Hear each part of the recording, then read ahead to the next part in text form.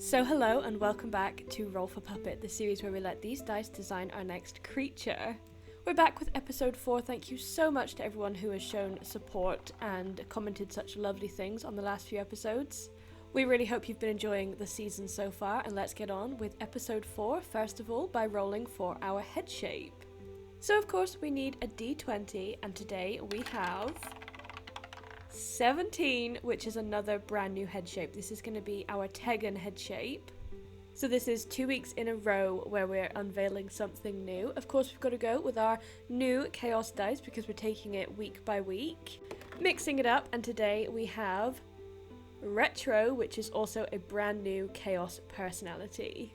So that is very exciting. We get to unveil a brand new head shape and also a brand new personality today. So 2 weeks in a row of the dice showing you new stuff.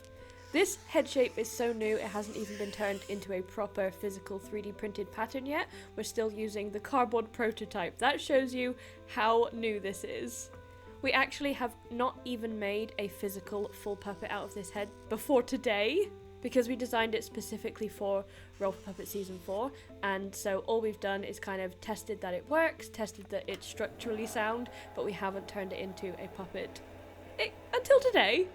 So you're all used to seeing it by now, but we're going to cut out the reticulated foam pattern on our beloved bandsaw. All hail the bandsaw. We're going to glue it together with our contact adhesive for our Forbidden Honey sandwich. I did mean to wear my Forbidden Honey sandwich t-shirt in this episode, and I forgot. So please, someone remind me to wear it for next week's episode. Once all of that glue is applied, we're going to wait for it to dry and then press all of the foam together to form the head shape. Now, I cannot wait to show you this head shape. It is so fun. It is going to look like such a specific character. Let me know if it reminds you of anything in the comments. But here is our first ever Tegan head shape on camera. And of course, we're going to glue in the mouth plate. Now at this stage we are desperately trying not to use up all of the glue because we didn't want to walk like half an hour to go buy more glue, so we were trying to make it last. But as you can see, the container is dangerously empty and we still have quite a lot of puppet to go.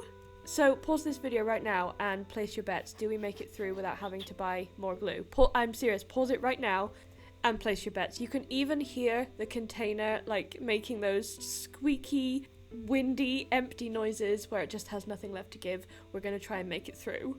Once the mouth plate is in, you're starting to get a real kind of indication of what this head shape looks like. It is so fun. And this head shape mixed with the retro personality is definitely giving us human character, and we haven't made a human character here on YouTube yet. They've all been very creaturey, very mythical, so retro is a really fun prompt. Oh, spoiler alert, we had to go and walk and buy more glue. We didn't quite make it through the whole puppet, but there we go. We have a nice stock of glue for the following week. Now, of course, we need some colours on our puppet, first of all, for the amount of colours, and we've rolled 2. And those 2 colours are 1 and 8, which is going to be for red and pink. Both really bright colours that I think will work well with the retro theme. And since we're going along with more of a humanoid character, I think we're going to go for pink as most of the puppet for like skin, and then the red is going to be a fiery head of hair. I think this character is going to be so much fun, and it was kind of giving me like 80s busy crazy businessman vibes. Like he works in the stock market, he's working 24 hours a day, he has a phone glued to his hand. Don't worry, it's all going to make sense as we go through the episode. So we're going to just kind of loosely attach that fleece to the foam before we go in and hand sew all of the seams. We're going to use the same pink fur to cut out for the hands and the arms of the puppet as well as the body. Now, because again, this is the first time we've made this puppet to completion, it took a little while to work out exactly how to lay the fabric, because some head patterns we cut out in several pieces and then sew them together on the sewing machine. Some are hand sewn and some are sort of stretched around and glued around the mouth. So this took a little bit of tweaking, a little bit of R&D and prototyping, but we got there in the end, managing to make only 1 seam on the front of the head, which was down by the chin, and I think that was an achievement. Although the F3 fleece hides seams beautifully, it's just always better to try and avoid seams on the front of the face wherever you can. So I think this worked out pretty well, and they're looking so cute so far. But he's not meant to be cute, he's meant to be busy and serious, so we'll get there, don't worry. I'm just sewing up the seam on the back of the head, which thankfully isn't in so much of a prominent position, and also sewing up the hands and the arms with the arm rod pockets. You don't want to see this, I've sped it up, and then we're going to move on to the hair. So again, I mentioned this fiery red hair. I feel like pink and red together are really fun for a retro colour scheme. They're both really bright. And we want the hair moving back from the forehead rather than sort of flopping down onto the puppet's face. We want it like very slicked back, very serious, very professional vibes for a businessman at work. The bright fiery red is such a fun colour. And it kind of looks, if you're not taking things too literally, it kind of looks like his head is on fire, which gives me very stressed out, strung out businessman vibes. So once that's kind of loosely glued in place, I'm going to go around and sew all of the seams together just to blend it nicely. And that always helps to make it look like the hair is growing physically out of the puppet's head rather than just kind of placed on top. The arms are attached to the body and we're going to be ready to roll for our eyes. So we have a 1, which is going to be for bug eyes. This is another new introduction to season 4. And I feel like the eyes are the one addition to a puppet that can have a lot of different interpretations. So painted can mean a lot of different things, odd can mean a lot of different things. But with the bug eyes this season, we really wanted it to be obviously made from these big, huge, bulbous plastic eyes, but each time we're going to do something a little bit differently with them. But I always want them to look very textured and have a sort of a depth to them that the other eyes can't have. So this one we decided to spray a couple of layers of red on the inside to go with the color scheme and also the tired businessman vibes, but it has kind of like a splattered blood effect, so it makes him look like he's very tired. And then we sprayed some white behind that for some extra depth and to also brighten them up a little bit. Now to roll for our features, we have 2, 8, 13 and 17, which is going to be ears, nose, eye bags and tattoo. The eye bags is just such a perfect role for this puppet. Thank you, dice gods. I want him to look even more tired and stressed out if that's possible. So we're going to attach these big, heavy, red fleece bags to the bottom of the puppet's eyes, glue them in place. I absolutely love this colour scheme. The red and the pink together is beautiful. For the nose, we wanted him to be very human, and so I've made this little button nose in a softer, lighter pink fleece fabric, which we're just going to glue in place.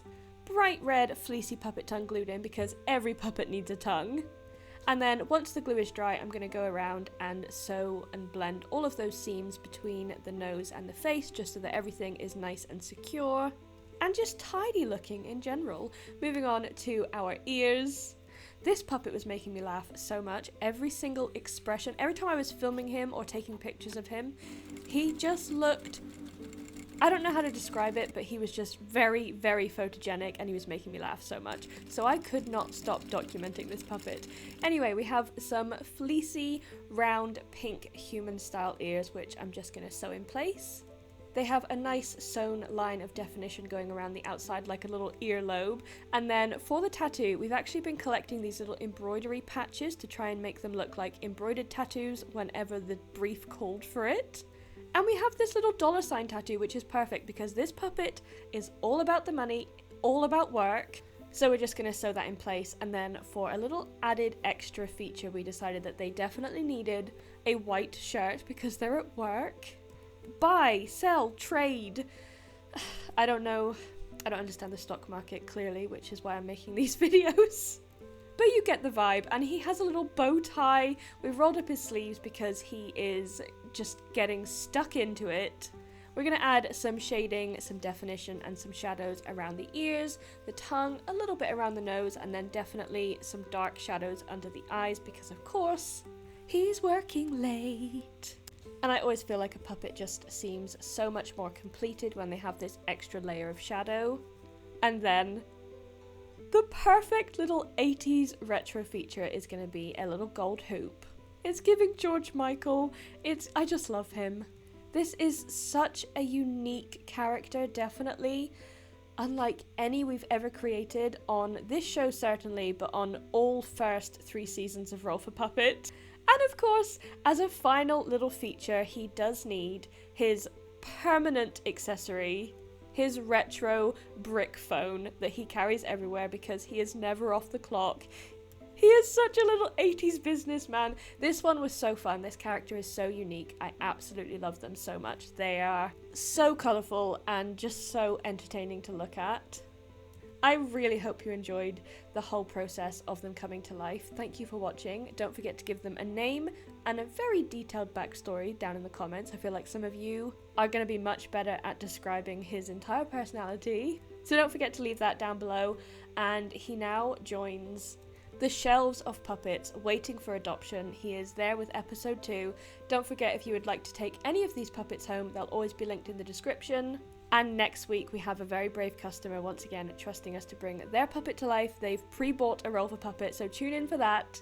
Thank you so much to all of our wonderful Patreon members. We couldn't keep making this content without you, and we'll see you next week.